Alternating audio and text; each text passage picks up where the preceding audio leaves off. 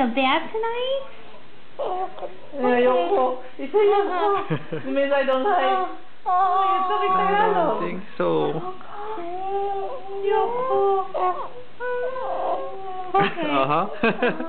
He just nodded. Yeah, Are sure. you sure? No problem. Huh? What are you going to do then? You have to take a bath. Should we bring you outside and take a bath? Ayoko. Wow, he my God, speaks Tagalog before he speaks Tagalog. English. Ayoko. Oh no, it's a phrase. It's not even just one word. Oh my God. Like, wow, you understand me. Oh God. I finally understood. Okay, cool.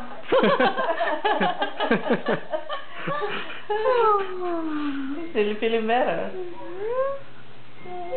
Bless Oh, bless you. Oh, Oh.